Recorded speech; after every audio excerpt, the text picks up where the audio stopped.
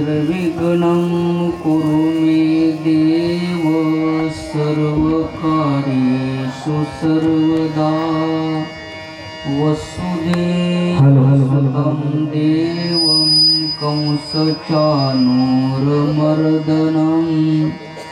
देवकी परमानन्दं कृष्णं वन्दे जगद्गुरुं गुरुर्ब्रह्मा गुरुर्विष्णु गुरुर्देवो महेश्वरा गुरुर्साक्षात् परब्रह्म तस्मै श्री गुरवे नमः।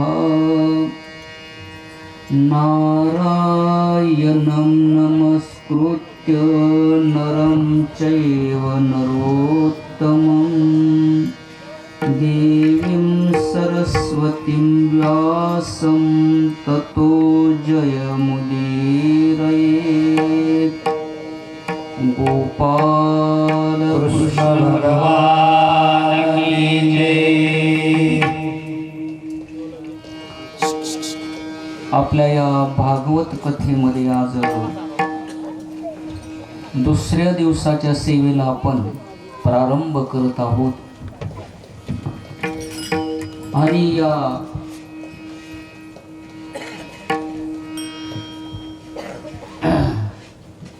द्वादशीची आज तिथी पर्व काळ एकादशी आणि आज द्वादशी तिथी म्हणून सर्व व्रतामध्ये एकादशी व्रत श्रेष्ठ म्हणून काल एकादशी व्रताच्या दिवशी सुरुवात झाली कथेला आणि आज द्वादशी तिथी त्याचप्रमाणे पुढे येणारी अक्षय तृतीया म्हणून त्रिवेणी संगमाचा योग आलेला आहे पहा।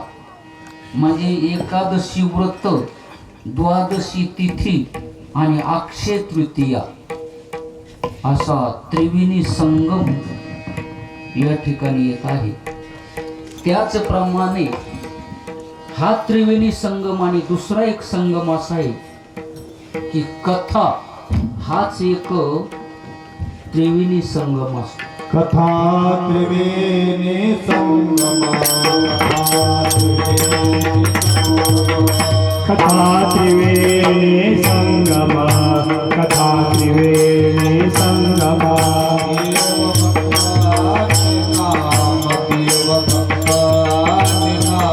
देव भक्ताने नाम देव भक्ताने तिथे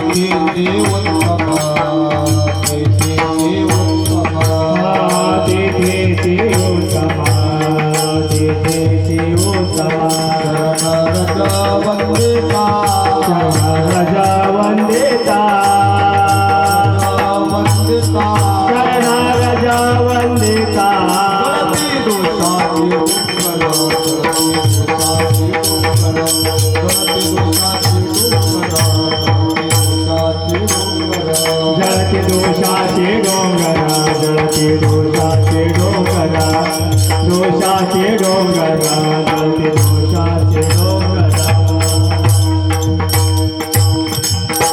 गोपाल कृष्ण याप्रमाणे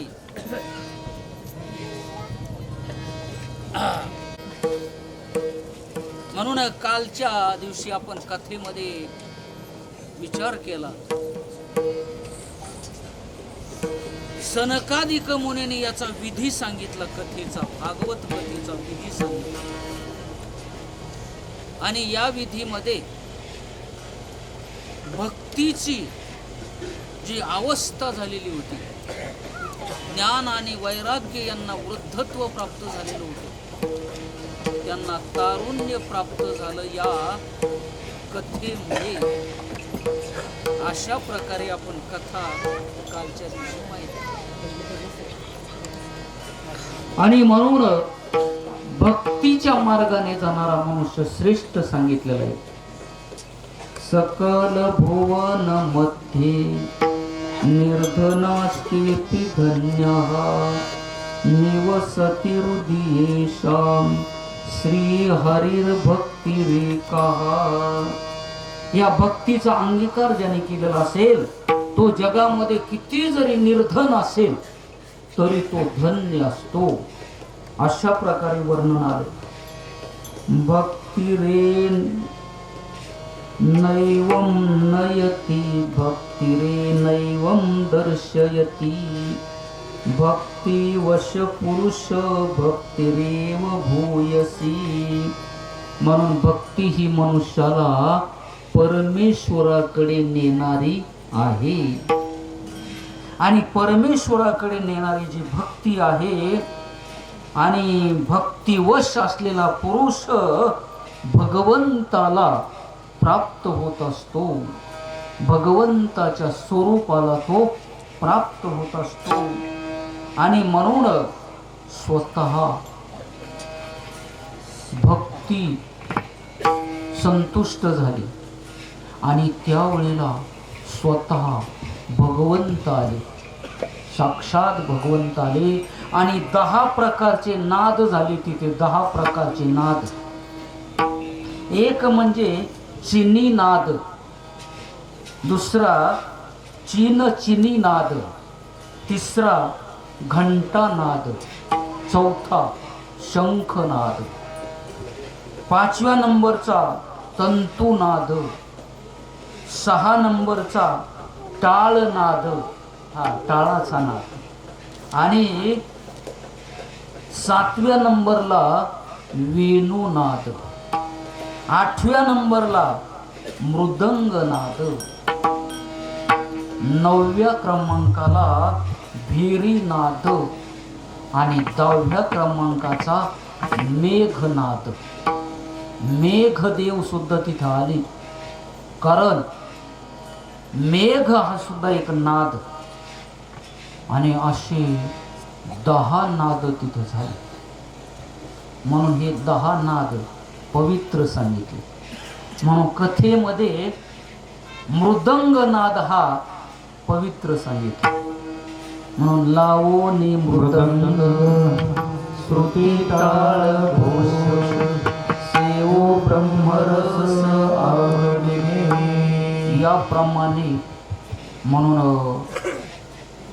भक्तीला आनंद प्राप्त झाला. ज्ञान आणि वैराग्य यांना तारुण्य प्राप्त झालं. ही कथा आपण पाहिली. आता पुढील कथेला आपण प्रारंभ करू. 2 मिनिट भजन घेऊ. हरे राम राम राम हरे राम राम राम हरे राम राम हरे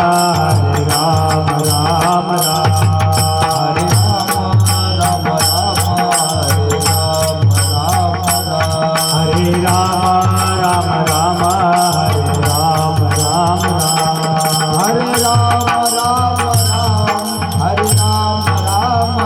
राम हरे राम राम हरे राम राम राम हरे राम राम राम हरे राम राम राम राजा राम राम हरे राम राम राम हरे राम राम राम हरे राम राम राम राजा राम राम हरे राम राम राम हरे राम राम राम हरे राम राम राम राजा राम राम हरे राम राम राम हरे राम राम राम हरे राम राम राम राजा राम राम हरे राम राम राम राजा राम राम हरे राम राम राम राजा राम राम हरे राम राम राम राजा राम राम हरे राम राम राम राजा राम राम हरे राम राम राम राजा राम राम राम सीता राम राम राम हरे राम राम हरे राम राम राम राजा राम राम राम सीता राम राम राम राजा राम राम हरे राम राम राम राजा राम राम हरे राम राम राम हरे राम राम गोपाल कृष्ण भगवान की जय. आणि तेव्हा सनकादिक म्हणून सांगू लागले की या कथेमुळे पंचमहापातकी सुद्धा पवित्र होतात. पंचमहापातक्यांचा सुद्धा उद्धार करण्याचं सामर्थ्य या भागवत कथेमध्ये आहे. आणि म्हणून नारद महर्षीने विचारलं, सनकादिक मुनी महाराज, असा पूर्वी उद्धार झालेला या कथेमुळे एखादं उदाहरण आम्हाला सांगा. तेव्हा उदाहरण सांगायला सुरुवात केली. सनकादिक मुनी सांगू लागले, अत्र ते कीर्तयिष्याम इतिहासं पुरातनं यस्य श्रवण मात्रेण पापहानी प्रजायते. सनकादिक मुनी सांगू लागले, पूर्वी घडलेली कथा, पुरातन कालामध्ये घडलेला इतिहास, याचं श्रवण जर केलं तर पापहानी प्रजायते, त्याचं पाप नाहीस होतं, अशी ही कथा आहे. मग सनकादिक मुनींनी सांगायला सुरुवात केली ही कथा. तुंगभद्रा तटे पूर्व मभुवत पत्तमनुत्तमं यत्र वर्णा स्वधर्मेन सत्य सत्कर्म तत्परः. सांगायला सुरुवात केली. तुंगभद्रा नावाचं असलेली नदी आणि त्याच्या काठावरती असलेलं नगर, यत्र वर्णा स्वधर्मेन, स्वधर्माचं पालन करणारे लोक त्या ठिकाणी होते. त्या ठिकाणी एक विद्वान ब्राह्मण होते. आत्मदेव पुरे तस्मिन् सर्व वेद विशारदः श्रौतस्मार्तेषु निष्णातो द्वितीय इव भास्करः. याप्रमाणे आत्मदेव हे आणि वेद पठन करणारे होते, जाणकार होते. अशा प्रकारे आणि तेजस्वी आत्मदेव होते. आणि अशा प्रकारे हे आत्मदेव त्या नगरामध्ये राहणारे होते, परंतु त्यांना संतती काही नव्हती. म्हणून ते एकांतामध्ये गेले, दुःखी होते. त्यांना साधू भेटले. साधू भेटल्याच्या नंतर साधूंनी ओळखलं, म्हटले, आत्मदेवा तुम्ही दुःखी आहात. म्हटले, बरोबर दुःखी आहेच. आणि तेव्हा विचारलं, रडायला लागले आत्मदेव. आणि साधू म्हणू लागले, का रडता हो? तेव्हा ते सांगू लागले, कथम रोदिषि विप्रत्वं काते चिंता बलीयसे वदत्वं सत्वरं मह्यं स्वस्य दुःखस्य कारणं. तुमच्या दुःखाचं कारण सांगा. आणि तेव्हा त्या दुःखाचं कारण आत्मदेव सांगू लागले, पाल्यते या मया धेनु सावंध्या सर्वथा भवे. गाय जरी पाळन केली तरी गायीला वासरू होत नाही, वंद्य राहते गाय. यो मया रोपितो वृक्ष, वृक्ष जर लावला तर त्याला फूल आणि फळ येत नाही. आणि सोपी वंध्यात्व माश्रयत, याप्रमाणे माझी अवस्था आहे म्हणे साधू महाराज. म्हणून मी दुःखी झालेलो आहे. साधू महाराजांनी सांगितलं, तुमचं प्रारब्ध पाहतो मी. साधू महाराजांनी त्याच्या कपाळाकडे पाहिले. का प्रत्येकाचं भविष्य कपाळावरती लिहिलेलं असतं. ललाटीचे लिहिले ज्ञानेश्वर माऊली बोलतात, अन्न मोडे गा काही केले, काळे गोरे पण धुतले भेटवलेले. बघा, म्हणून जसा काळा रंग गोरा होत नाही आणि गोऱ्या माणसाला काळं होता येत नाही, रंग बदलता येत नाही, तसं कपाळावरती जे लिहिलेलं भविष्य असतं ते कायम राहत असतं. बघा, आणि म्हणून म्हटले, तुमचं प्रारब्ध मी पाहतो. प्रारब्ध पाहिल्यानंतर साधूकडे दिव्य दृष्टी होती. आणि दिव्य दृष्टीमुळे मनुष्याला भविष्यामध्ये काय होईल ते समजते. म्हणून साधू संताकडे दिव्य दृष्टी आहे. म्हणून साधू पुरुषांनी आपल्याला 700 वर्षापूर्वी 1000 वर्षापूर्वी पुढे काय होईल हे सांगून ठेवलं. अभंगामधून, ओवीमधून, श्लोकामधून आपल्याला हे संपूर्ण माहिती दिली पुढे काय घडेल भविष्यामध्ये. कारण त्यांच्याकडे दिव्य दृष्टी असते आणि अशी दिव्य दृष्टी साधूकडे होती. साधूने जेव्हा निरीक्षण केलं तेव्हा ते सांगितलं, ऐका म्हणे, श्रोणे विप्रमयात्यद्य प्रारब्धं त्वं विलोकितं सप्त जन्मावधीतैव पुत्र नैवच नैवच. तुमचं प्रारब्धच असे म्हणे, 7 जन्म तुम्हाला संतती नाही. आणि नंतर फारच दुःखी झाले ते. आणि दुःखी झाल्याच्या नंतर त्यांनी सांगितलं, एक काम करू आपण. काय? तुमचं जरी प्रारब्ध असेल पण प्रारब्ध बदलण्याचं सामर्थ्य, प्रारब्धाचा क्षय करण्याचं सामर्थ्य 2 व्यक्तीकडे, एक साधू आणि एक भगवंत. बघा, म्हणून नाथ महाराजांनी हे आपल्याला उल्लेखपूर्वक सांगितलं की प्रारब्धाचा जरी भोग असेल पण भगवंताची जर त्याच्यावर कृपा झाली, जनार्दने भोग प्रारब्धाचा, एका जनार्दने भोग प्रारब्धाचा, जनार्दने भोग प्रारब्धाचा, एका जनार्दने भोग प्रारब्धाचा, हरे कृपेचा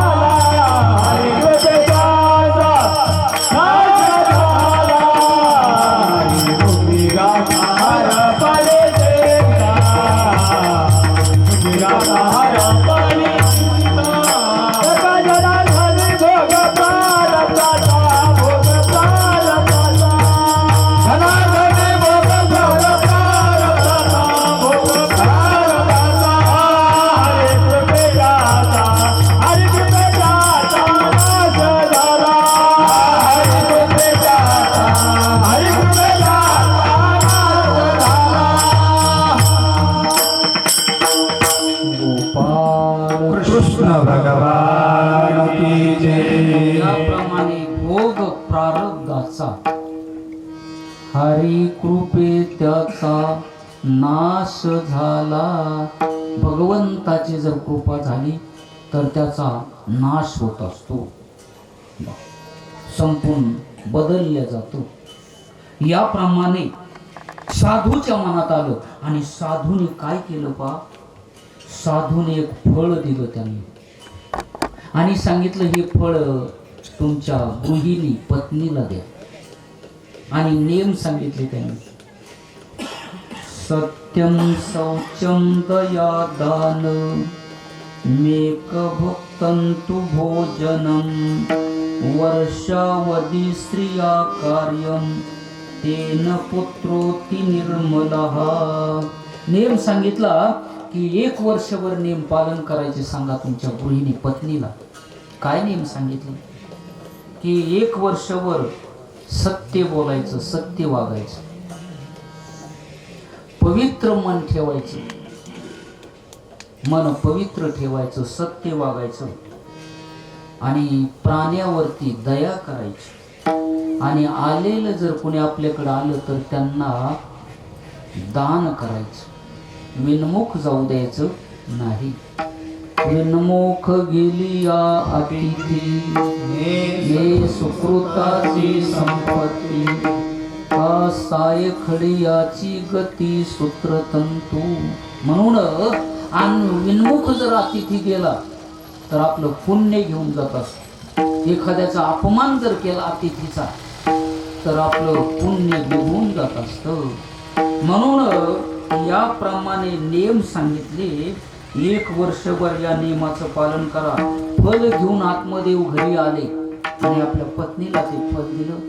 परंतु पत्नीचं मन एवढं पवित्र नव्हतं आणि म्हणून तिने ते फल, संशयात्मक बुद्धी होती तिच्या मनामध्ये आणि मन तिचं पवित्र नव्हतं आणि तिला आपल्याला पुत्र व्हावा अशी भावना नव्हती आणि म्हणून ते फल बहिणीकडे ती आली. एकदा भगिनी तस्यास तद्भूयं स्वच्छया गता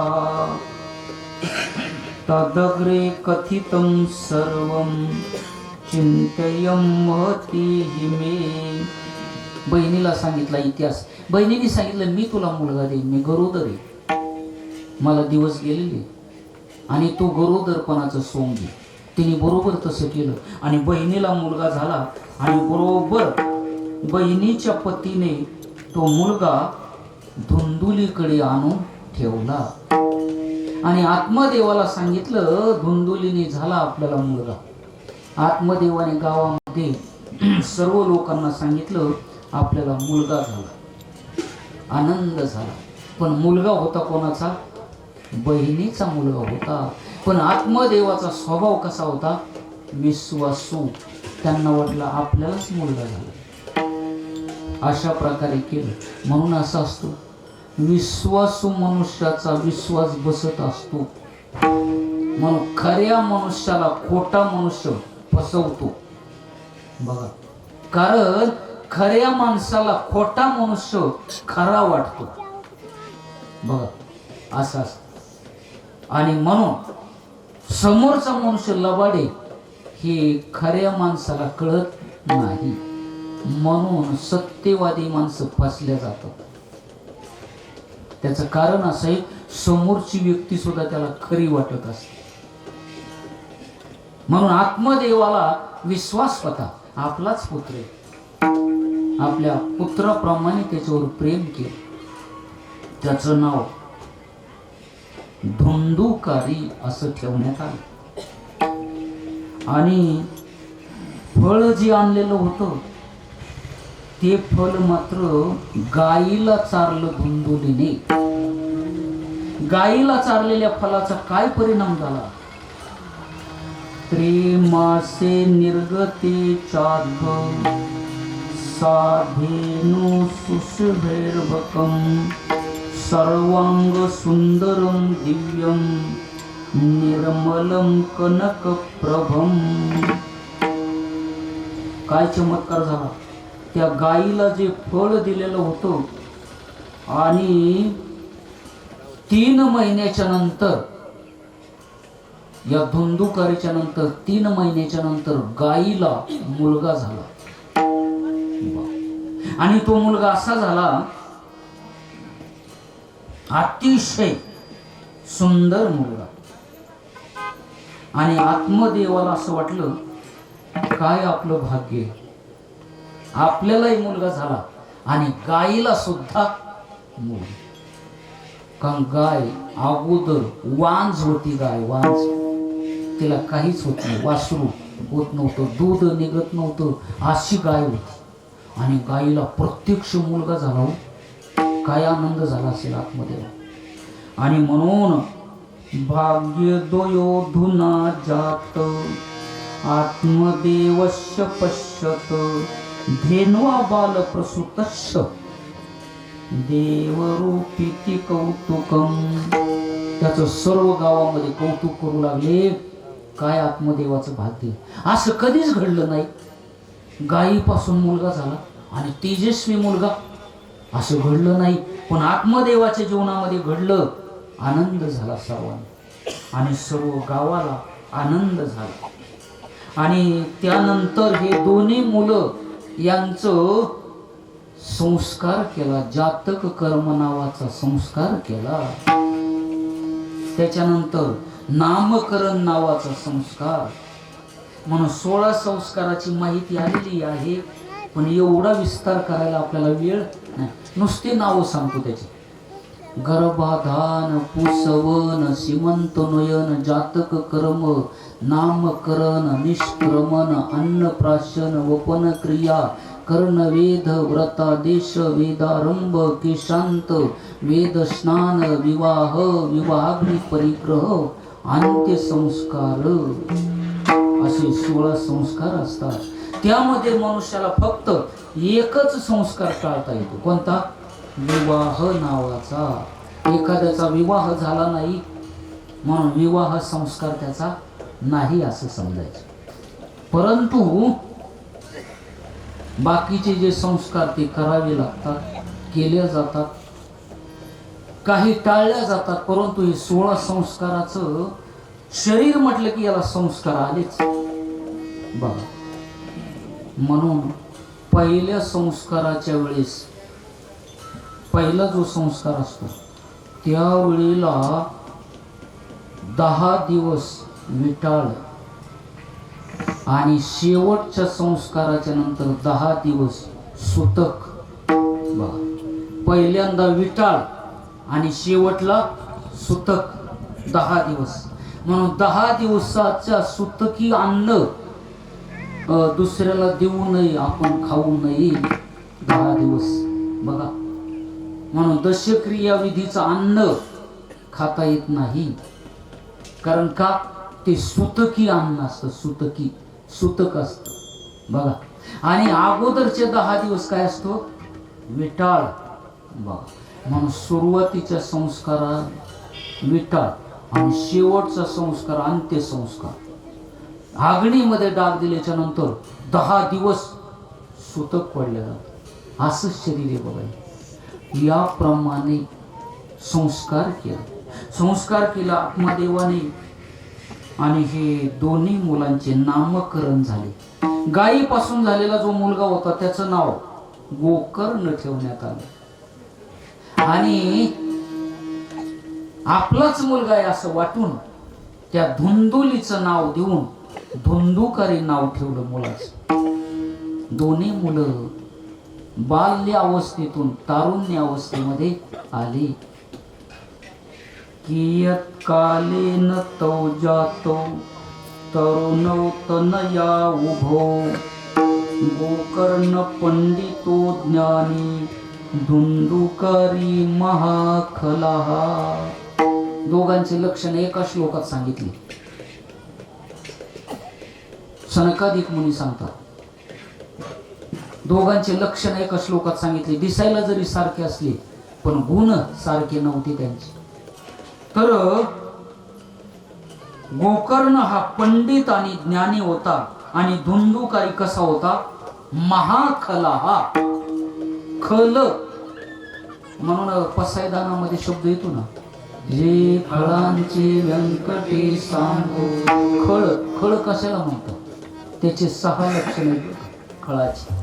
कारण या भागवतामध्ये असं असतं एका शब्दामध्ये फार मोठा अर्थ निघतो पण सांगायला वेळ नसतो आपल्याला, म्हणून धावतं सांगायचं.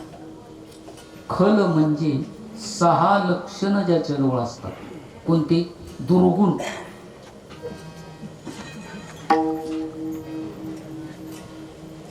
त्याच्यामध्ये अग्नी दो, दुसऱ्याच्या घराला आग लावणारा. गरद, दुसऱ्याला विष देणारा. शस्त्राने दुसऱ्याला मारणारा. 3 बघा खालाचे लक्षण आहे बरं काही.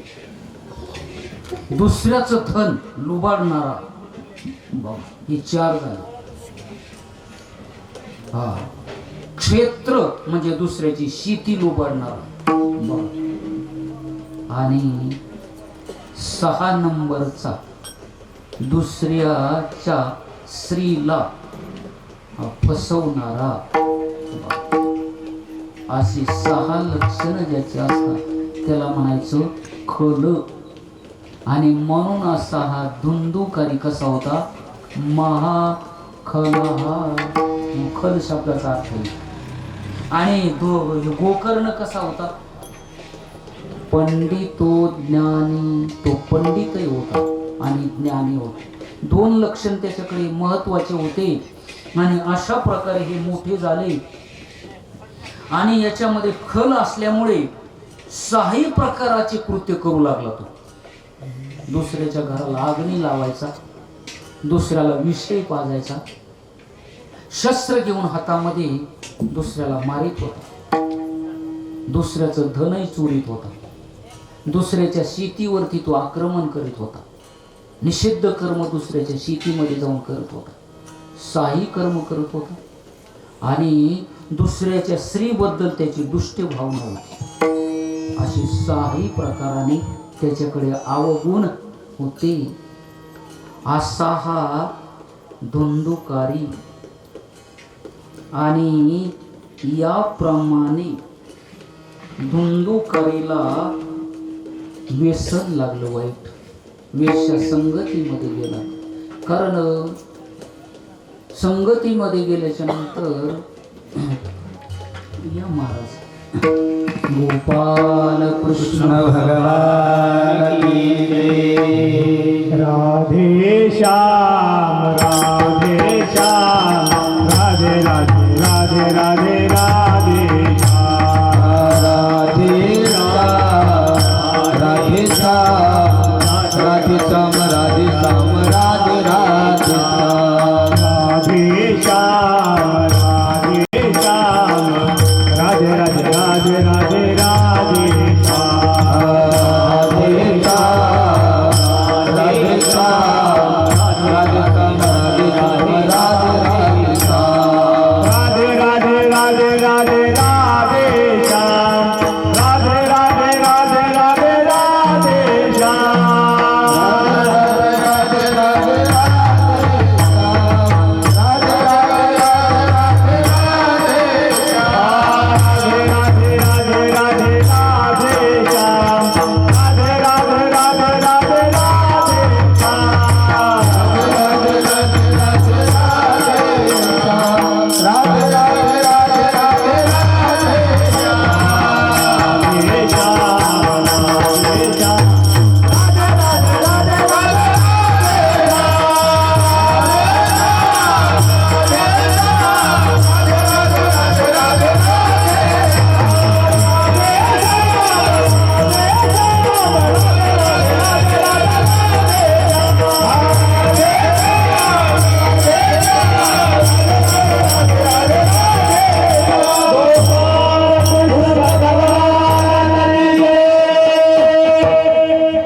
याप्रमाणे काय झालं, दुर्गुण आणि दुर्व्यसन परिणाम काय झाला, पागतीमध्ये तो गेला. विस्तारपूर्वक कथा पण आपल्याला धावती पाहिजे, पुढची कथा पाहिजे आपल्याला. त्यानंतर त्यांनी धन चोरून आणले आणि ज्या धनामध्ये आसुरी गुण असतात त्याच्या मागे 15 अनर्थ असतात. आणि ज्या धनामध्ये दैवी गुण असतात त्या धनामध्ये धर्म असतो. धर्म त्याच्यामध्ये सुप्त रूपाने बसलेला असतो. म्हणून त्या धनातून धर्म घडला जातो. म्हणून त्याचं वर्णन आलंय पहा. ना धनो धर्म कृत्यानि यथा वदनो तिष्ठति धनादि धर्म स्रवती शैलादबी नदी यथा. म्हणून ज्या धनामध्ये दैवी गुण असतात त्याच्यामध्ये धर्म असतो. म्हणून त्या धनातून धर्म घडला जातो. आणि धर्म हा भगवंताचं स्वरूप असतं बघा. म्हणून जिथं धर्म तिथं भगवंत. म्हणून धनातून धर्म घडला जातो. पण कोणत्या धनातून? ज्याच्यामध्ये दैवी गुण असतील त्या धनातून. आणि ज्या धनामध्ये आसुरी गुण असतात त्याच्या मागे 15 अनर्थ असतात बघा. म्हणून धनाला लक्ष्मी सुद्धा म्हणतात. ज्या धनामध्ये दैवी गुण असतात त्याला लक्ष्मी म्हणतात बरं का. नाथ महाराज बोलतात, व्यवसायाचे व्यवस्थिती दानयुक्त जे संपत्ती ते लक्ष्मी मने मे श्रीपती जान निश्चिती उद्धवा. हेच ज्ञानेश्वर माऊलीने वर्णन केलं. जेथ जेथ संपत्ती आणि दया दोन्ही वसती आली या एके ठाया ते ते जान धनंजया विभूती माझी. म्हणून ज्याच्यामध्ये दैवी गुण आहेत त्याच्यामध्ये धर्म बसलेला असतो त्या धनावर आणि त्या धनातून धर्म घडतो मनुष्याला. मग त्याच्यामधून अन्नदान घडलं जातं, वस्त्रदान घडलं जातं, द्रव्यदान घडलं जातं, दीनदुबळ्यावर आपण काहीतरी मदत करू शकतो. असं धनामध्ये दैवी गुण असतात आणि दैवी गुणाशिवाय धर्म मनुष्याला घडत नाही.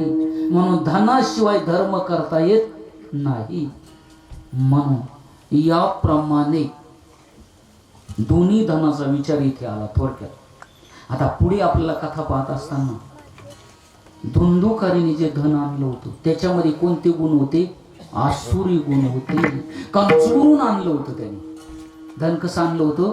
चोरून आणलेलं होतं.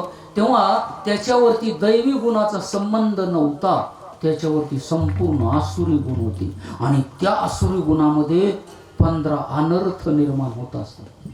स्थेयम हिंसा नृतम दंभ काम क्रोध स्मयो मदा भेदो वैर अविश्वास संस्पर्धा व्यसनानीच. 15 अनर्थाचा संचय त्या धनावर होता. आणि म्हणून पहिला अनर्थ घडला हिंसा. आणि त्या 5 वेशाने त्या धनाच्या लोभाने त्याला रात्रीच्याला मारलं, गळा दाबून मारलं आणि दुर्मरण प्राप्त झालं. 2 प्रकाराने मृत्यू वाईट झाला त्याचा. कसा? पहिले दुष्कर्म करणारा आणि मरणही दुर्मरण. आणि त्याच्यामुळे त्याला योनी मिळाली. कोणती? पिशाच्य योनी, भूताची योनी मिळाली. म्हणून पिशाच्य योनीला गेलेला जीव 1000 वर्ष राहत होतो. पिशाच्य योनीला गेलेला जीव त्याचं आयुष्य 1000 वर्षाचं असतं.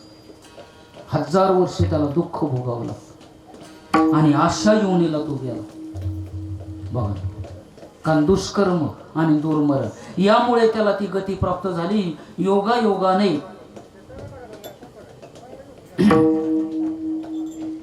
सर्व संपत्ती संपवली होती त्याने. दुःखी झाले होते आत्मदेव. आणि आत्मदेव दुःखी झालेल्या अवस्थेमध्ये गोकर्णाची भेट झाली त्याची, गायीपासून झालेला मुलगा. आणि गोकर्णाने सांगितलं, तुम्ही माझे पित्या समान आहात, पित्या समान आहात तुम्ही. कारण गायीपासून जन्म झालेला हा गोकर्ण आणि स्वतः आत्मदेवाला पित्या समान मानित होता गोकर्ण. म्हणून 5 प्रकारचे पिता सांगतात शास्त्रामध्ये आणि 5 माता सांगितलेल्या आहेत. एकच पिता नाही मनुष्याला, 5 पिता सांगितले. बघा, आणि 5 माता असतात आपली. राजाची पत्नी आपली माता असते, गुरुची पत्नी आपली माता असते, पत्नीची माता म्हणजे सासू ही सुद्धा आपली कोण असते? माता असते. आणि सोमाता आपल्याला जन्म देणारी ती सुद्धा कोण असते? आणि 5वी म्हणजे मित्राची पत्नी सुद्धा आपली कोण असती? माता, माते समान. कारण मित्राबरोबर जर आपण गेलो ती आपल्याला जीव घालते, पाणी देते, दूध देणार.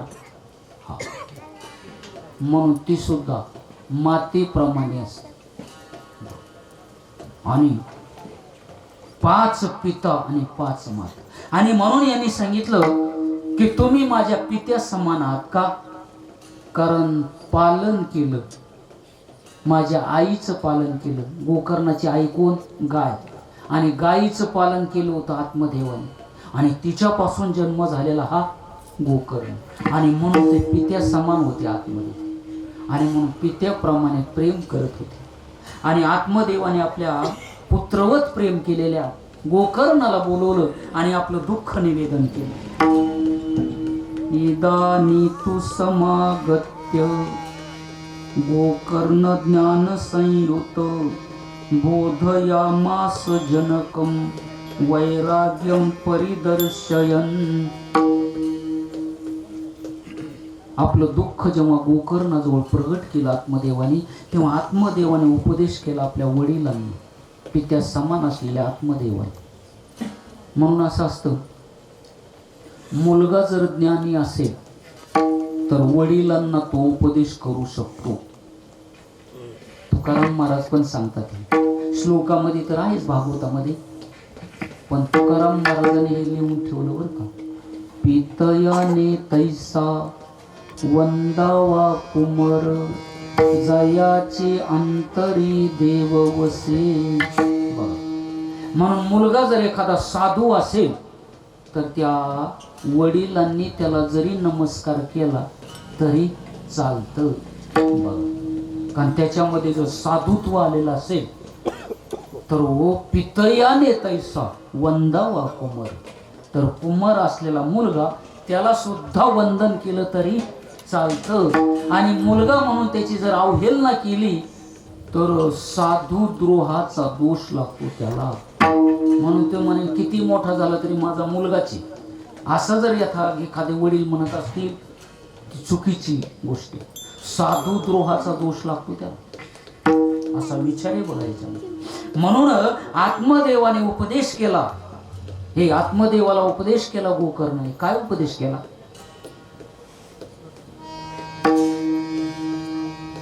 असार खलु संसारो दुःख रूपी विमोह कहा सुतम कस्य धनम कस्य स्नेहवान ज्वलते निशम. काय उपदेश केला बघा. असारो, असारे. काय असारे? संसार. संसार म्हटलं की असार. आणि या संसारामध्ये दुःख आणि मोह, दुःख आणि मोह याने भरलेला संसार आहे हा. सुतम कस्य, मुलापासून सुखाची इच्छा करायची पण सुखच मिळेल सांगता येत नाही. धनम कस्य, धनापासून आपल्याला सुखच मिळेल आणि आपल्या कायम ताब्यात राहील, धन आपल्या जवळच राहील हे सांगता येत नाही. अशा प्रकारे म्हणून साधू संतांनी याचं वर्णन केलं ना. पा संसार दुःख मोला चौकडी काळा. संसार दुःख मोळा कवी करे विरगाळा. अंत्य नाही मोठी रात्रंदिवस तळमळ. नाही कोठे रात्रंदिवस तळमळा.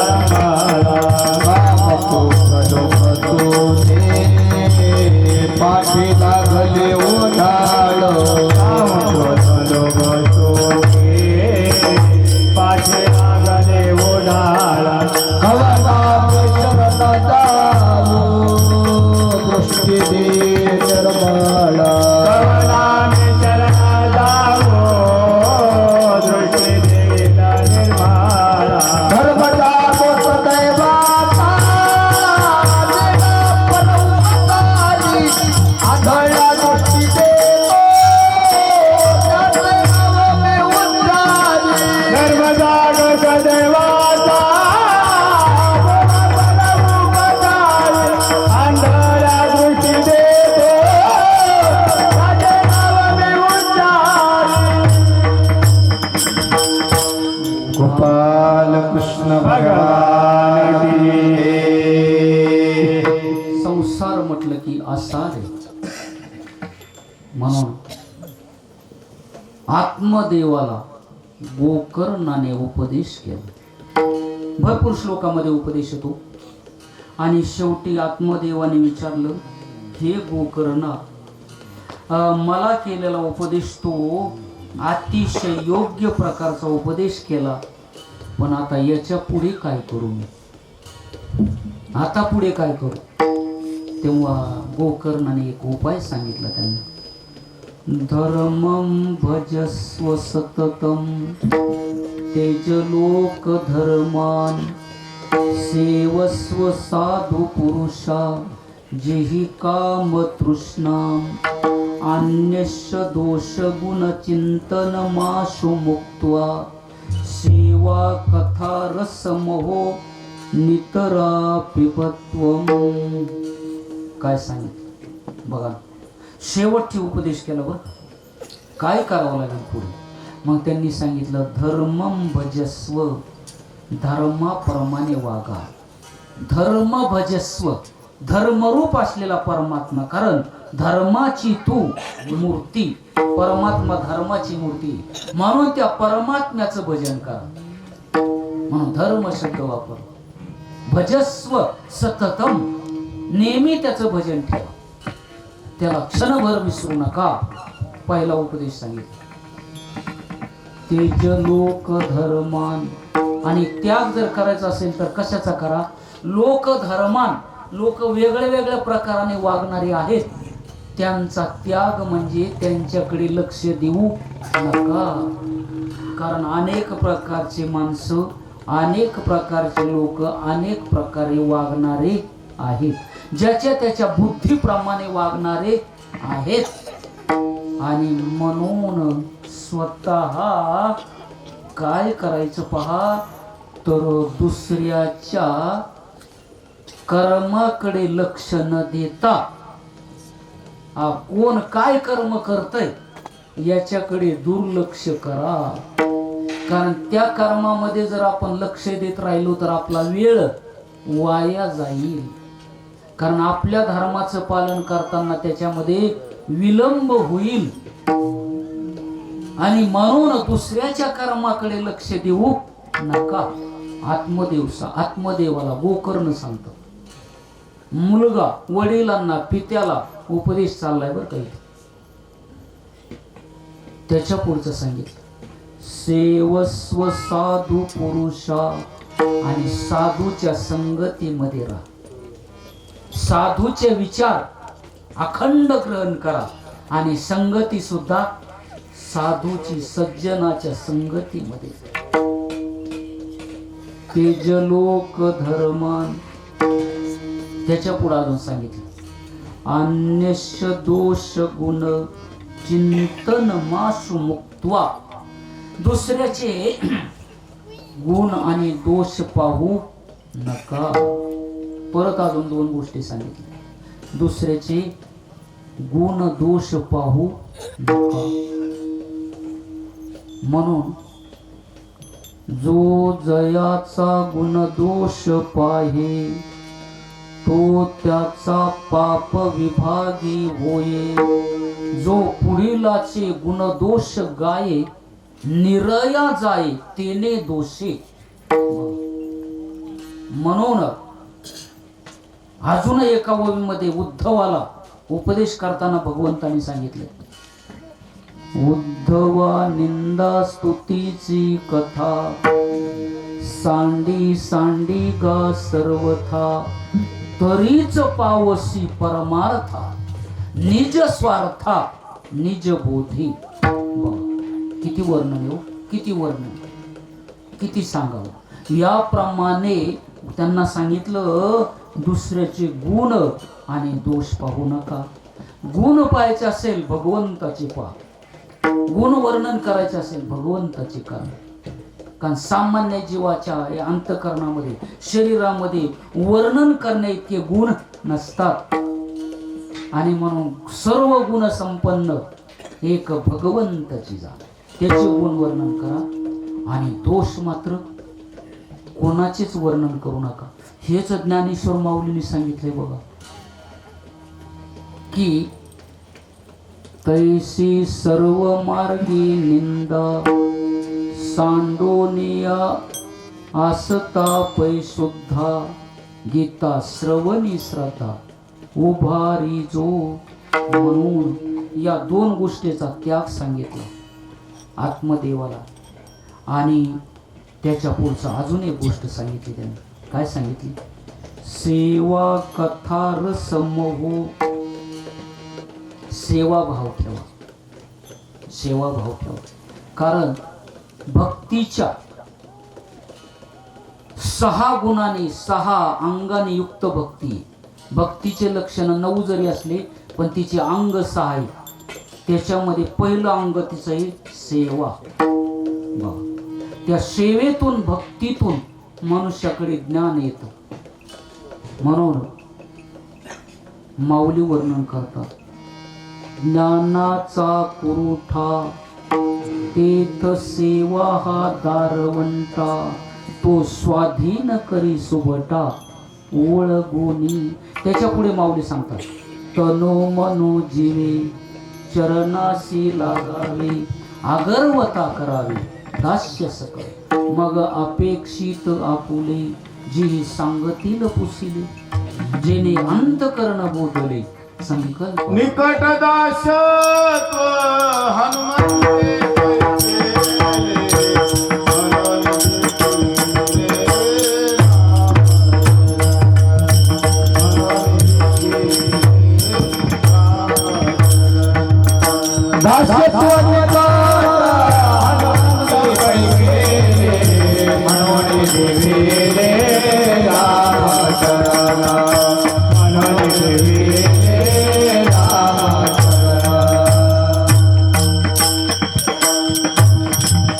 गोपाल कृष्ण भगवान की. म्हणून सेवा भावातून दास्यत्व निकट हनुमंते पैकी मनोनी देखील रामचरण. सेवेचं फल हे सांगितलं. म्हणून थोडीफार तरी सेवा करावी. नाहीतर आम्ही आळंदीला असताना आमचे गुरुवरे जयराम बाबा सांगायचे, म्हणले आम्हाला असे शिष्य मिळतात, जेवणाचं आमंत्रण आलं की मग तिथं आज्ञा कशी काय मोडावी, आणि काम सांगितलं की महाराज पाय कसे काय सोडावे. म्हणजे काम सांगितलं की पाय कसे सोडू, आणि जेवणाचं आमंत्रण असलं की आज्ञा कशी मोडू. असे शिष्य असल्यावर कसा मेळ बसायचा ज्ञानाचा असे. आणि म्हणून याप्रमाणे सेवा असावी. म्हणून पांडवांच्या यज्ञामध्ये भगवंताने आपल्याकडे कोणतं काम घेतलं? पात्र उचलण्याची सेवा. म्हणून सेवा हा ज्ञानाचा कुरुठा प्राप्त करण्याचं साधन आहे. अशा प्रकारे म्हणून आत्मदेवाला हा उपदेश केला गोकर्णाने. आत्मदेवाने सर्व गोष्टीचा लोभ सोडला, सर्व गोष्टीचा मोह सोडला आणि एकांतामध्ये निघून गेले. एकांतामध्ये निघून गेले. जे सांगितलं होतं गोकर्णाने त्याप्रमाणे ते वागले आणि त्यांचा उद्धार झाला. उद्धार करून घेतला त्यांनी. पुढे काय झालं? धुंदुलीला त्रास दिला. धुंदुलीने एका विहिरीमध्ये उडी टाकून आत्महत्या केली. उपद्रव झाला, मुलापासून त्रास झाला. काय करणार? आत्महत्या केली. आणि धुंदुकारीला 5 वेश्याने मारलं, भूताच्या योनीला गेले. गोकर्ण तीर्थयात्रेला निघून गेले. फिरत फिरत फिरत गया क्षेत्रावर गेले. गया क्षेत्रावरती गेल्याच्या गावातले काही लोक तिथं यात्रे करू भेटले. म्हणले कसं काय चाललंय आमचं तिकडं? ते म्हणले काय नाही, म्हणले धुंदुकारी बेपत्ता आहे म्हणे धुंदुकारीच. गोकर्णाच्या लक्षात आलं, निश्चित त्याला कोणीतरी मार. पिंडदान केलं त्याचं तिथं. परत गोकर्ण आला आणि आल्याच्या नंतर आपल्या आईला वंदन केलं. त्यांची आई कोण? गोमाता, गाय. सर्व लोक तिला देत होते, चारा वगैरे व्यवस्थित करत होते. आणि त्यावेळेला म्हणून गायीचं दर्शन घेतलं आणि तिथंच झोपले आईजवळ. रात्रीच्या वेळेला पिशाच भूताच्या योनीला गेलेला धुंदुकारी ओरडू लागला, बोलू लागला. बघा. आणि गावामध्ये आल्याच्या नंतर लोक जे गावातले होते आणि गोकर्णाला विचारलं, गोकर्णा अरे तू फार लांबून आलेला आहे. म्हणे बरोबर. पण म्हणे धुंदुकारीची काय अवस्था झाली म्हणे काही कळालं नाही. पण रात्रीच्याला तो धुंदुकारी भूत होऊन त्यांना भेटलो. सांगितलं गोकर्णा माझा उद्धार. तेव्हा गोकर्णाला हे धुंदुकारीला गोकर्ण बोलू लागली, तोदर्थं तो मया पिंडम मया दत्तो विधानतः तत्कथम नैव मुक्तोसी ममाश्चर्यमिदं महत्. म्हणे अरे तुझ्या नावाने मी गया क्षेत्रावर पिंडदान केलं होतं. म्हणे त्याचा काहीच उपयोग होणार, कारण दुष्कर्म ज्याच्याकडे असतात त्याचा पिंड क्षेत्र जे असतं ते त्याचा स्वीकार करीत नाही. जसं पापी मनुष्य तीर्थामध्ये जर राहिला तर त्याला पुण्य मिळत नाही, असं वाक्य पहा. 5 प्रकारचे माणसं तीर्थामध्ये जरी राहिले तीर्थाचं फल त्यांच्याकडे मिळत नाही, येत नाही त्यांच्याकडे. कोणते कोणते? अश्रद्धा, ज्याची श्रद्धा नाही तीर्थावर, असा मनुष्य जरी तीर्थामध्ये आयुष्य घालवलं त्याला ते तीर्थाचं फल त्याच्याकडे येत नाही, कारण तीर्थाची प्रसन्नता त्याच्यावर होत नाही. म्हणून तीर्थामध्ये राहिल्याच्या नंतर त्या तीर्थावर श्रद्धा पाहिजे असे. आणि श्रद्धा जर नसेल तर काही उपयोग होत नाही. तीर्थामध्ये दुसरं एक पथ्य सांगितलं, तीर्थामध्ये कुठलं जरी आपल्याकडून पाप झालं तरी ते तीर्थ आपलं पुण्य तिकडे जाऊ देत नाही. म्हणून तीर्थामध्ये गेल्याच्या नंतर 2 नंबरचं पथ्य सांगितलं परत. म्हणून तीर्थाला गेल्याच्या नंतर कधी दुसऱ्याची वस्तू उचलायची नाही, कधी दुसऱ्याचा पैसा घ्यायचा नाही, कधी तीर्थामध्ये जात असताना चुकीच्या गोष्टी करायच्या नाही, कारण तीर्थामध्ये गेलेलं पुण्य ते आपल्याकडे तीर्थ येऊ देत नाही. म्हणून देवी भागवतामध्ये एक श्लोक आहे बघा, भ्रमण सर्वेषु तीर्थेषु स्नात्वा स्नात्वा पुनः पुनः निर्मलं न मनो यावत. काय वर्णन केलं बघा की अनेक तीर्थामध्ये भ्रमण केलं पण आपण श्रद्धापूर्वक तीर्थ केलं नाही तर ते निरर्थक होत असत. तावत सर्वम निरर्थकम असं वर्णन. म्हणून त्रिवेणी संगमी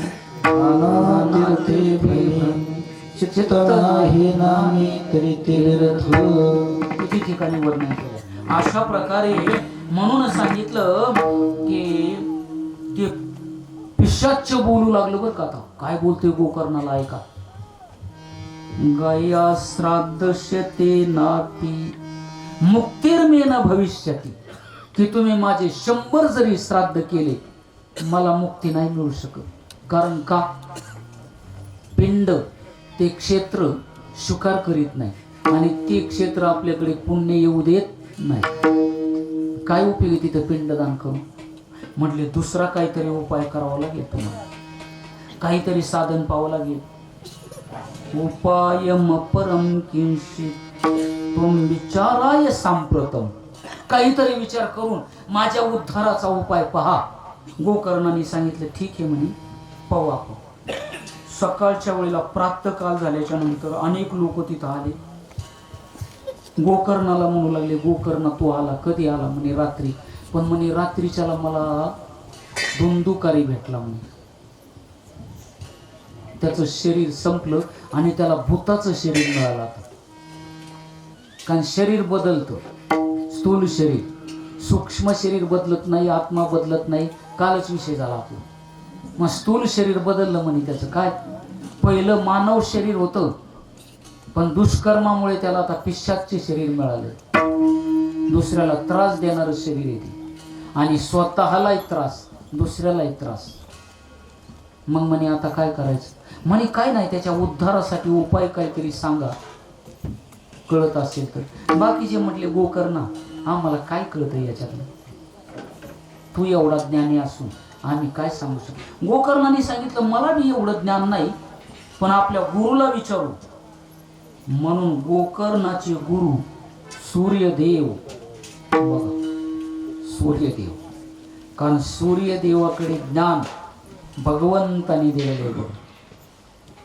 मग देव म्हणे पंडुसुता, हाची योग आम्ही विवस्वता, कथिला परिते वार्ता बहुवा दिवसाची.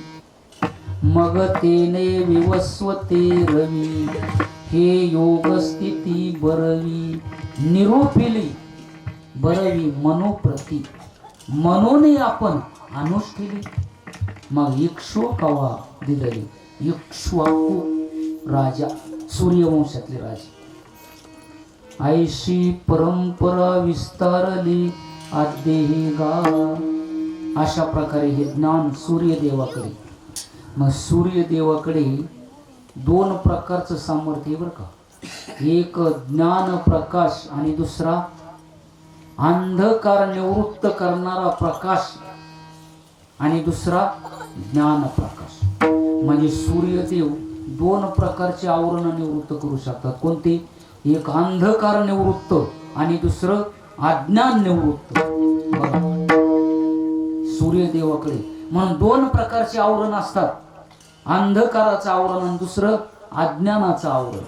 अंधकाराचं आवरण प्रकाशाने नाहीसं होतं, पण अज्ञानाचं आवरण मात्र ज्ञानाशिवाय निवृत्त होत नाही. म्हणून ज्ञानाचीच गरज असते. सूर्यदेवाने ज्ञान दिलं कोणाला? गोकर्ण. आणि म्हणून सूर्यदेव हे गुरु गोकर्णाचे. म्हणून गोकर्णाने सूर्यदेवाची स्तुती केली. सूर्यदेव प्रसन्न झाले आणि विचारले, हे गोकर्णा कशासाठी बोलवलं? सांगितलं त्याचं कारण एक असं आहे की धुंदुकारीला पिशाच्य योनी प्राप्त झालेली, त्याची सुटका करण्यासाठी उपाय सांगा. मग सूर्यदेवाने सर्व लोकांनी स्तुती केलेली होती. सर्व लोक तिथे उभा होते आणि सर्व लोकांनी आवाज ऐकला सूर्यदेवाचा बरं का, वरून आकाशातून. काय बोलले सूर्यदेव ऐका बरं का. श्रीमद भागवतान मुक्ती सप्ताहम वाचनम कुरु, इति सूर्यवच सर्वे धर्म रूपम तु विश्रुतम. सूर्यदेवाने सांगितलं, ऐक गोकर्णा. बाकीचे लोक ऐकत होते. म्हटले श्रीमद भागवतान मुक्ती, याला मुक्ती मिळेल कशामुळे? श्रीमद भागवत कथेमुळे कथा करावी लागेल. आणि म्हणून 7 दिवस कथा सनकादिकांनी जी कथा केली तीच कथा गोकर्णाने 7 दिवस कथा केली. आणि 7 दिवस कथा केल्याच्या नंतर त्या धुंदुकारीचा उद्धार झाला. धुंदुकारीचा उद्धार झाल्याच्या नंतर 7व्या दिवसाची कथा संपल्यावर धुंदुकारी साक्षात चतुर्भुज रूप त्याला प्राप्त झालं आणि गोकर्णाच्या पुढे येऊन वंदन केलं. त्याने शरीर बदललं. आता भूताचं जे शरीर होतं ना ते संपलं. आता त्याला देव शरीर मिळालं, देवासारखं रूप. अंगावर पिवळा पितांबर बघ आणि शरीर तेजस्वी आणि असं सुंदर शरीर त्याला मिळालं. शरीर किती का बदलतात असं असतं, कारण शरीर हे बदलणारी वस्तू आहे. तशी रात क्षणोक्षणाला बदलतं शरीर. आणि म्हणून याप्रमाणे माऊली बोलतात, जैसा शरीराते काळू न विसंबे कोणीही वेणू. आपल्या शरीरामध्ये बदल होतो ना, सारखा काळ बदल करतो आणि शेवटी बदल होता होता पूर्ण शरीर बदललं जातं. तसं याचं पिशाच्य शरीर बदललं आणि याला देवासारखं शरीर मिळालं. बघा एवढं मोठं पिशाच्य योनीला गेलेला दुष्ट दुराचारी, पण कथेचा परिणाम काय झाला? देव शरीर मिळालं त्याला 7 दिवसामध्ये. आणि गोकर्णाच्या पुढे आला तो. गोकर्णाच्या पुढे येऊन काय म्हणू लागला तो? नमाम भ्रातरम सद्यो गोकर्णोमितीच्या ब्रवीत त्वयाहं मोचितो बंधो कृपया प्रेतकश्मलात्. स्तुती केली आणि सांगितलं नमाम भ्रातरम, खरा माझा बंधू आहे म्हणे तो, बंधनातून सोडवणारा, म्हणून तू माझा कोण आहे बंधू. म्हणून बंधू शब्दाचा अर्थ असा आहे बघा, जो बंधनाच्या वेळेला बंधनातून मुक्त करतो त्याला बंधू म्हणतात असे. आणि म्हणून सांगितलं खरा तू बंधू आहे माझा, मला बंधनातून मुक्त केलं हो करणं. नमाम, तुला माझा नमस्कार आहे.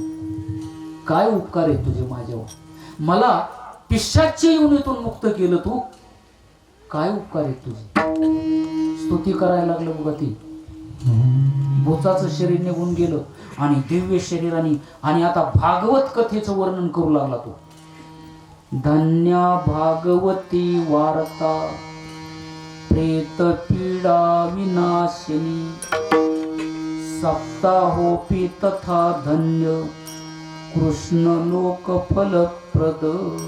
म्हणे भागवत कथाच धन्य आहे. मुळात जे भागवत कथा श्रवण करतात त्यांच्या जीवनामध्ये काय होतं, प्रेत पीडा विनाशनी, त्यांना कधी वाईट जन्म मिळत नाही. हा वाईट जन्माला ते कधी जाणार नाही. बघा बरं कसंही आहे का, तरी वाया जात नाही. आणि सप्ताहोपी तथा धन्य, आणि 7 दिवसाची कथा करणारे आणि ऐकणारे धन्य असतात. बघ, आणि म्हणून त्यांना काय प्राप्त होतं हे पण सांगितलं बरं का त्याने. काय, कृष्ण लोक फलप्रद, त्यांना श्रीकृष्ण परमात्म्याची प्राप्ती होती. अशी ही भागवत कथा आहे. आणि त्याच्या पुढे ते बोलू लागलं बरं का. भरपूर श्लोक येतात, आता वाचन करायला वेळ आपला फार जाईल निघून. आणि म्हणून कंपते सर्व पापानी, कारण कथा ऐकायला बसलं की ते पाप शरीरामध्ये असलेले असे थरथर थरथर कापतात. ते म्हणतात हे कशाला आणलं असेल, कारण ते पाप घाबरतात नाही यायला. म्हणून जास्त पापी मनुष्य कथेकडे येत नसतो बघा, कारण ते पाप त्याला येऊनच देत नाही. असं आणि जरी आला चुकून, आणलंच त्याला बळच, तरी त्याला झोप तरी येईल, नाहीतर त्याचं मन तरी दुसरीकडे जाईल कुठेतरी. आता अशापैकी इथं कुणी नाही बरं का आपल्यापैकी. कुणी दिसतंय का आपल्याला झोपलेलं. लहान लेकरं सुद्धा जागी येतात बघा. म्हणून आणि ते पाप असं असतं लांब थांबतं बाजूला, ते जवळ येत नसतं. वाट पाहता कधी कथा संपल आणि कधी येतील इकडं. ते बी उभे राहतं ना, ताटकळतं ना, ती बी वाट पाहत. मग आपण गेलो की मग ते लगेच आपल्या शरीरामध्ये संचार. आणि जेव्हा ही कथा पूर्ण श्रवण केल्या जाते त्यावेळेला हे पाप काय होतं, संपूर्ण नष्ट होऊन जातं, निघून जातं, पळून जातं आपल्या जवळ. पळून या जाय झोप होते पाप आडते, आणि ते पाप आडू आलेलं ते संपूर्ण नाहीस होऊन जातं. अशा प्रकारे बोलू लागलं बघा. ते धुंदुकारी पिशाच्या योनीतून मुक्त झालेला, आणि असं बोलता बोलता त्याने खूप उपदेश केलेला आहे पहा. मग त्या उपदेशाचं आपल्याला वर्णन करायला वेळ कमी. अशा प्रकारे त्याचा उद्धार झाला. उद्धार झाल्याच्या नंतर त्यावेळेला तिथं विमान आलं बघा. विमान आलं कशाला, त्याला न्यायला विमान आलं वैकुंठातून. विमान आल्याबरोबर गोकर्ण आणि बाकीच्याला विचारला, एकच विमान आणलं, बाकीचे तसेच बसले. त्यांनी सांगितलं तसं नाही म्हणे, श्रवण सर्वांनी जरी केलं असलं पण फरक आहे म्हणे. काय, श्रवणम समभागेन सर्वेशाम्य दृश्यते फलभेद कुतो जातो प्रभुवंत हरप्रिया. म्हणे श्रवण सर्वांनी केलं म्हणे, एकालाच विमान कसं काय आणलं तुम्ही, असा भेदभाव का केला. मग ते सांगू लागले, ऐका म्हणे, श्रवणस्य विभेदेन फलभेदोत्र संस्थितः श्रवणंतु कृतं सर्वे न तथा मननं कृतः. फलभेदामध्ये प्रकार असा झाला म्हणे, या पिशाच्याने म्हणे 7 दिवस उपवासी राहून भागवत ऐकलं, उपवास करून, आणि दुसरं काहीच ऐकलं नाही, दुसरं फक्त भागवत, दुसरा विचारच केला नाही. काही ध्यानामध्ये भागवत कथा, मनामध्ये भागवत कथा, आणि श्रवण करताना भागवत कथा, आणि 7 दिवस उपवास केला ना. म्हणून भागवत कथेचा उपवास नेम सांगितलेला याच्यामध्ये, सांगणाराने उपवास करावा लागतो, 1 टाइमच जेवावं लागतं कथा सांगणाराने, बरं का, नेम आहे त्याचा, बरं का. अगोदर श्लोक होऊन गेले आणि त्यानंतर आता आम्हाला तर पाळावंच लागते, तसं सांगायचा अधिकार नसतो आम्हाला. आणि ऐकणाराने सुद्धा जमलं तर 1 टाइम करावंच, नाही समजा नाही जमत तर करावं, पण समजा शरीर समजा साथ देत असेल तर 1 टाइम जेवावं, करावं, अशा प्रकारे नियम येतात. म्हणून ज्यांना ज्यांना शक्य होईल इथून पुढे भागवताचा उपवास म्हणून जर तुम्हाला जर कुणी केला तरी फल मात्र त्याचं मिळतं. मग पुरुष असेल, स्त्री असेल, कुणी असो, तुम्हाला जर उपवास धरायचा असेल 1 टाइम जेवण करावं लागेल फक्त. मग तुम्ही म्हणणार दुसऱ्या टायमाला थोडंफार फळं वगैरे खाल्ले तर चालतील, आपण शिजवलेलं मात्र चालत नाही. तुम्ही म्हणणार आम्ही खिचडी खाणार, ते चालत नाही. थोडं फळं म्हणा, दूध म्हणा, हे चालेल समजा, किंवा नाही शक्य झालं तर मग आपलं खा थोडंसं, पण करायचं असलं तर करता येईल. समजा फळं तरी आता कुठं व्यवस्थित राहिले हो, त्याच्यावर मी सुद्धा टाकलेलं असतं तेव्हा. म्हणून जर शक्य तुम्हाला जर करायचं असेल तर बघा इथून पुढे उद्यापासून. म्हणून 5 दिवसाचा का होईना भागवताचा उपवास ज्यांना शक्य असेल त्यांनी करू शकता. गोपाल कृष्ण भगवान की जय. याप्रमाणे म्हणून सांगितलं उपवास करून. मग असं होता होता तितक्यामध्ये स्वतः भगवंत आले, भगवंतच आले, साक्षात श्रीकृष्ण परमात्मा गोकर्णाजवळ आले. कसे आले ते? पांचजनी ध्वनी चक्रे हर्षास्तत्र स्वयं हरी गोकर्ण तु समालिंग्य. भगवंत आले आणि भगवंतानी पांचजन्य नावाचा शंख वाजवला.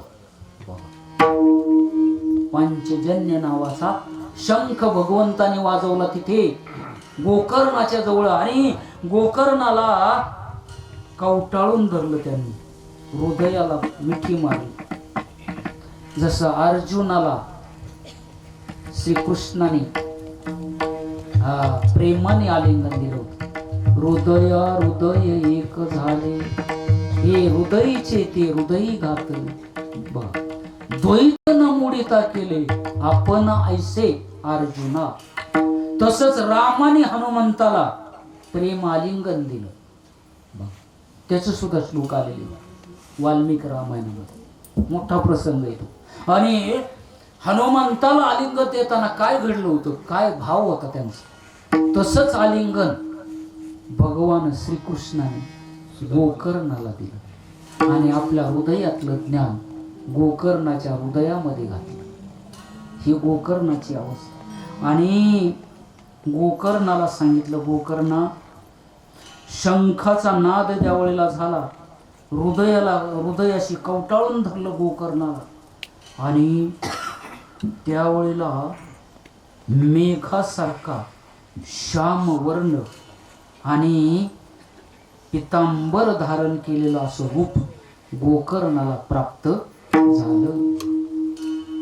आणि हे झाल्याच्या नंतर त्यावेळेला तिथे जे श्रोते होते ना, त्या श्रोत्यामध्ये काय झालं पहा, गोकर्णाच्या कथेमुळे ग्रामे स्थित्वा जीवा अश्वचांडाल जातया.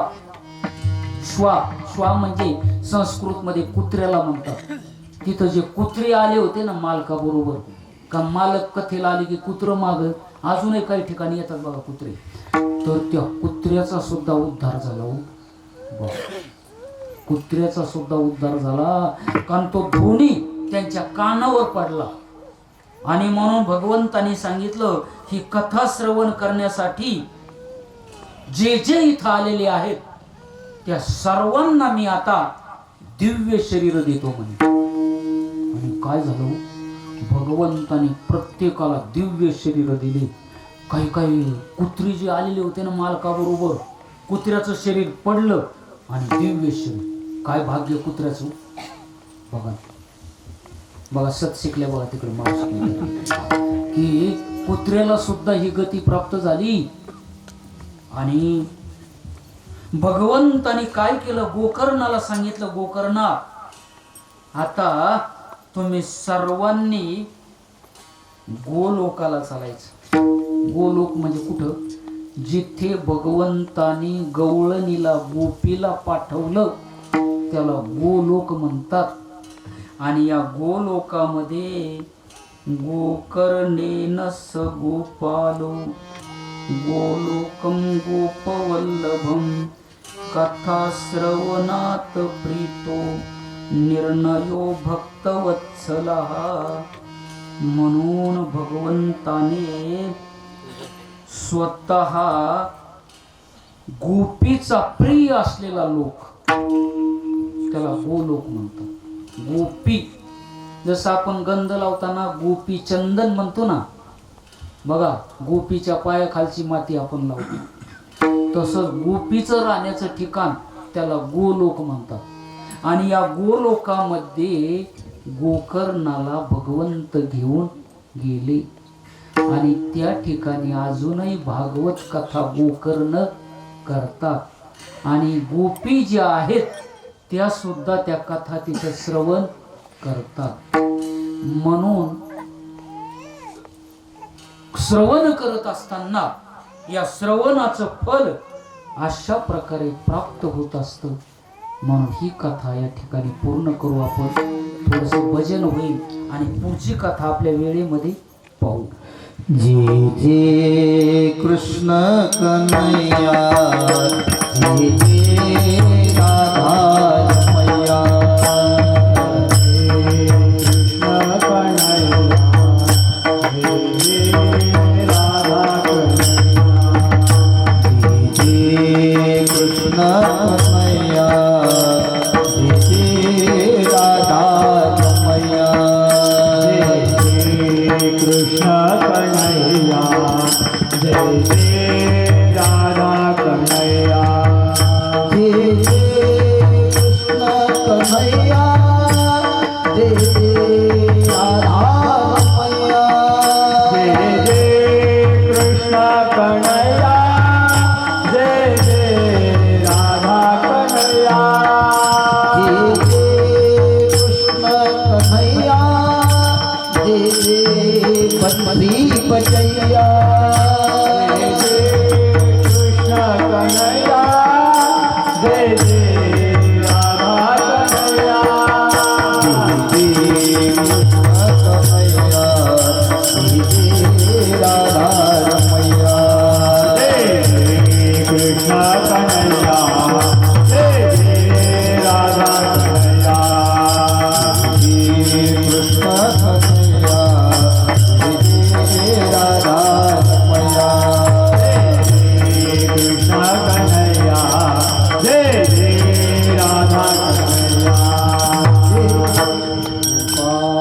कृष्ण भगवान की जय. वेळ थोडा आहे, वेळेमध्ये पूर्ण करायचं बरं का, काही चिंता करू नका. 8:45 आपली आरती बरोबर चालू होईल रोज. आणि 9 आपल्याला प्रसाद घ्यायला बसायचं, रोजचा टाइम हा. कारण सुरुवात सुद्धा 6:45 केली आज भजनी मंडळी. तेव्हा जरी तुम्ही थोडेफार उशिरा आले तर तसं काही नाही बरं का, होतच असतं उशीर थोडंफार. पण या मात्र उशिरा का होईना पण या. अशा प्रकारे फक्त भजनी मंडळीने मात्र लवकर येण्याचं महत्वाचं आहे. याप्रमाणे गोकर्णाख्यान सनकादिक मुनींनी सांगितलं. पुढे कथा ज्या परीक्षिती राजाला कथा सांगितली त्या परीक्षिती राजाचं चरित्र आलं. त्यानंतर प्रथम स्कंदामध्ये 24 अवताराच्या कथा आल्या. भगवंताचे जे अवतार झाले 24, त्या 24 अवताराच्या कथा या भागवतामध्ये आल्या. त्यानंतर भागवताचे लक्षण आले 10. सर्ग, विसर्ग, स्थान, पोषण, उती, मन्वंतर, ईशानो, कथा, निरोध, मुक्ती, आश्रय 10 लक्षण आले. त्याच्यानंतर ब्रह्मदेवाला चतुश्लोकी भागवत सांगितले. तो एक विषय आला. कारण ब्रह्मदेवाच्या उत्पत्तीचं वर्णन आलं. ब्रह्मदेवाला ज्ञान भगवंताने दिलं 4 श्लोकांमध्ये. ज्ञानम परम गुह्यम मे यद विज्ञान समन्वितम. कारण ज्ञान आणि विज्ञानासहित सांगितलं. ज्ञान आणि विज्ञान या दोन्ही गोष्टीचा विचार भगवंताने सांगितला. मग त्याला सृष्टी करता आली. कारण त्याला सृष्टी करण्याचं ज्ञान नव्हतं. म्हणून भगवंताला त्याला 2 गोष्टी करायला लावल्या. एक तप करायला लावलं आणि दुसरं ज्ञान दिलं. कारण ज्ञान स्थिर राहण्यासाठी तप लागतं माणसाजवळ, नाहीतर ते ज्ञान निघून जातं आणि ते ज्ञान फल देत नाही. म्हणून माऊलीची ओळी बघा काय, विरक्ती वाचोनी कही ज्ञानासी तगनेची नाही. हे विचारोनी ठाई ठेविले देवे. देवाने हे विचार करून ज्ञानाला जागा दिली की कोणत्याही व्यक्तीजवळ ज्ञान जरी आलं तर नुसतं शब्द ज्ञान राहील, पण ते त्याला फळ देणार नाही. त्याला काय लागेल, त्याच्याकडे तसा आचार लागेल, तशी विरक्तता लागेल, तरच ते ज्ञान त्याला फल देतं, नाहीतर त्याला फल मिळत नाही. असं वर्णन. याप्रमाणे परीक्षिती राजा. आता परीक्षिती राजाचा जन्म, त्याची एक कथा आहे. कारण परीक्षिती हा अभिमन्यूचा मुलगा आणि उत्तरा त्याची आई. अभिमन्यूला वीरगती प्राप्त झाली. वीरगती प्राप्त होत असताना त्याला मध्यंतरी अडवलं आणि मारलं. जयद्रथाने त्याला लाथ मारली. शेवटी जयद्रथाचे जे वडील होते, वृद्ध क्षेत्र नाव होतं त्याचं, वृद्ध क्षेत्र. सिंधू देशाचा राजा होता तो वृद्ध क्षेत्र. आणि त्याने तपश्चर्या केली होती. महादेवाला प्रसन्न करून घेतलं होतं, पण महादेवाला प्रसन्न करून घेतलं पण चुकीचं मागितलं थोडं. असं होतं बघा. समर्थ मनुष्य भेटतो पण त्याचा लाभ घेता येत नाही. त्यावेळेला काही दोष आडवे येतात. वृद्ध क्षेत्राला महादेवाने विचारलं, वृद्ध क्षेत्रा कशासाठी तप केलं? त्यांनी सांगितलं, मला एक असा मुलगा द्या, अजिंक्य असावा, पराक्रमी असावा आणि युद्धामध्ये विजय मिळवणारा असावा. महादेवाने सांगितलं त्याला विजय मिळेल, पण कधीतरी त्याला मरावंच लागेल. त्याच्याकडून जर आचार भ्रष्ट झाला तर त्याला विजय मिळणार नाही. आणि त्याच्याकडून एक आचार भ्रष्टता झाली. काय? पांडव वनामध्ये असताना द्रौपदीला ओढून घेऊन चालला होता रथामध्ये तो, बघा तिथंच भ्रष्ट झाला त्याचा आचार. आणि त्यावेळेला महादेवाने त्याला सांगितलं होतं, त्याचा सुचिरभूतपणा कमी झाला की त्याला पराभूत व्हावं, मरावं लागेल. पण त्याने परत सांगितलं, महादेवा जरी त्याला मरण आलं पण एक काम हवं. काय? त्याचं शिर तुटून शरीरापासून ज्या वेळेला शिर त्याच्या बाजूला जाईल आणि शरीर एकीकडे जाईल, पात्र त्याचं शिर ज्याच्या मांडीवरती पडेल, ज्याच्या अंगावरती पडेल, त्याचा सुद्धा भस्म व्हायला पाहिजे.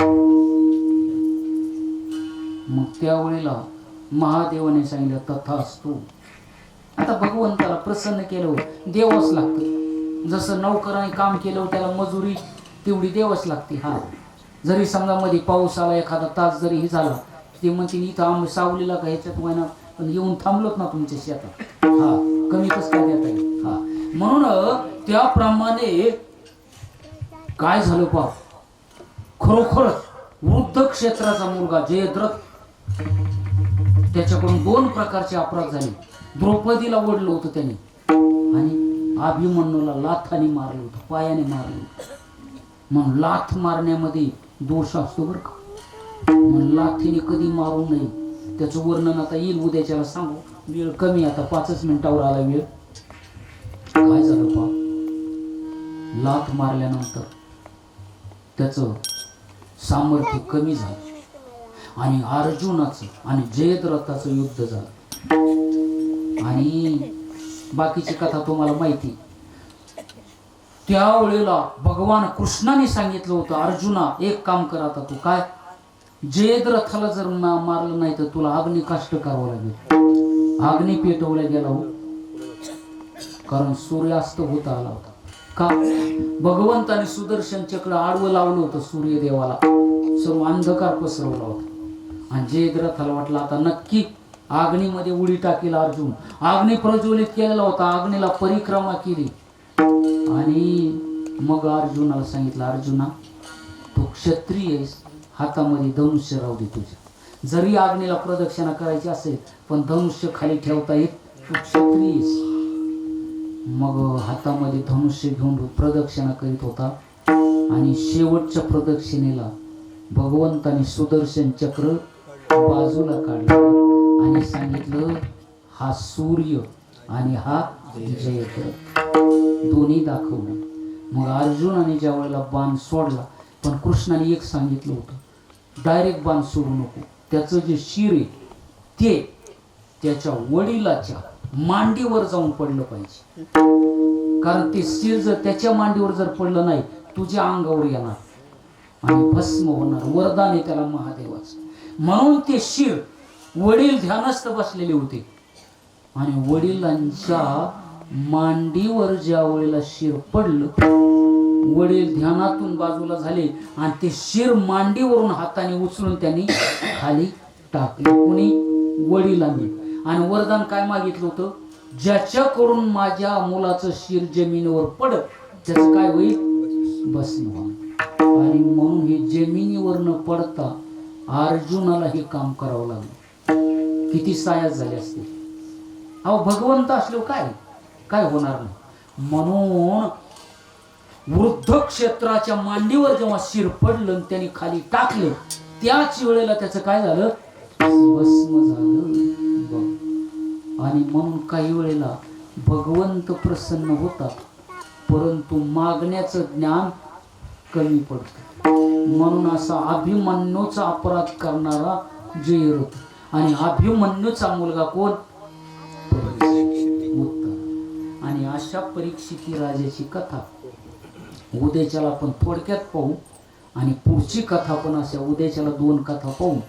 आपल्या वेळेमध्ये जेवढ्या कथा होतील तेवढ्या आपण पाहू. कारण 7 दिवसात भागवत कधीच होत कल्पना आहे. वर्षभर जरी भागवत चाललं तरी पूर्ण होणार नाही. पण जेवढं आपल्याला भगवंत आपल्याकडून बुद्धी देतील आपल्याला त्याप्रमाणे आपण ही कथा करू. आता आरतीची तयारी करा. भजन होईल आणि आरती लगेच होईल आणि कथा. कारण आज द्वादशी असल्यामुळे लगेच 5 मिनिटं अगोदर का द्वादशी पारणं आणि सर्वांनी आज द्वादशीचा प्रसाद वाया जाऊ द्यायचा नाही. उष्ट ठेवायचं नाही. जर थोडंफार राहिलं तर बरोबर घेऊन जायचं परंतु उष्ट टाकायचं नाही. जेवढं लागेल तेवढं घ्यायचं. गोपाल कृष्ण भगवान ज्ञानोपदया माझी तुकोबाराया ज्ञानोपदया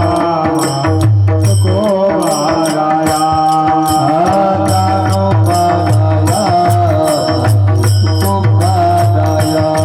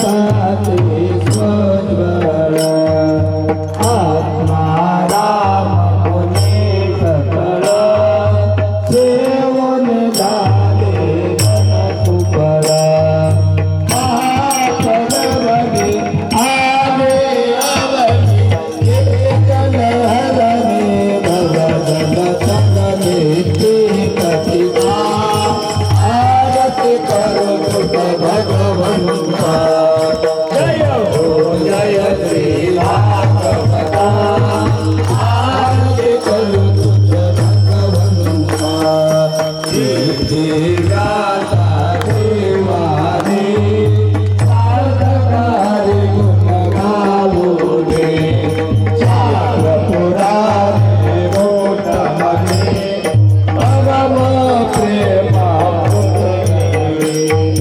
सर्वदेवता भारत माता उदारदाता मोक्षदात्री माता आरती करो तुझ भगवंता जय हो जय श्री भागवता आरती करो तुझ भगवंता जन्मानस तीर्थ भारत जो पारे योगा मेरा मनला जदे भरित हरे हरे हम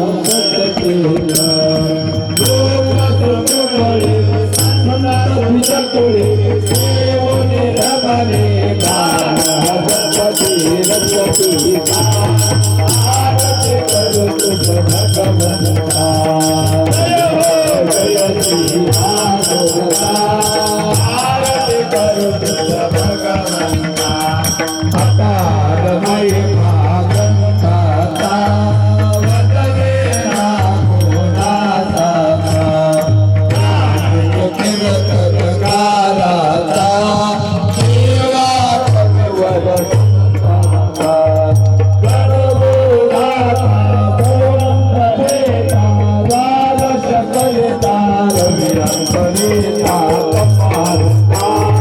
आरती करो तुझ भगवंता जय हो जय श्री भागवता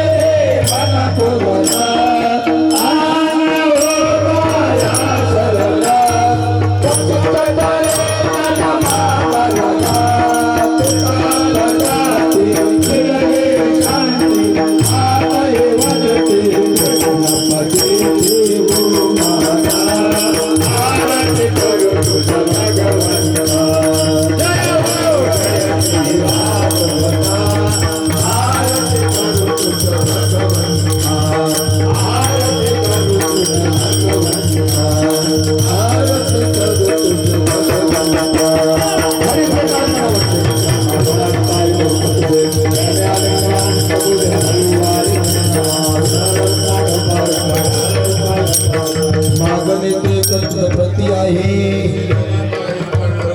या संता सन्निहित मजदे तुका म्हणे आता उधार होय मज ठेवे पाय संताचिया या संता सन्निहित मजदे आणि तुझे काय नवागो देवा ज्ञान देवता आपल्याला कथेचं रसपान या ठिकाणी महाराजांच्या मुखातून होत आहे. त्याचप्रमाणे आज आपल्याला कथेला भेट देण्यासाठी गुरुवारी हरिभक्तीपरायण रमेशजी महाराज भोसले हे या ठिकाणी उपस्थित राहिले. त्यांचे या ठिकाणी आभार मानतो. त्याचप्रमाणे बिभीषण महाराज ढाले खरडा या ठिकाणाहून तेही या ठिकाणी उपस्थित राहिलं. त्यांनाही मी धन्यवाद देतो. आता सर्वांनी महाप्रसाद घेतल्याशिवाय कुणी जायचं नाही ही नम्रतेची विनंती आहे. प्रथमतः महिला मंडळी प्रसाद घेण्यासाठी बसतील. मिस्त्री साऊंड घ्या काढून.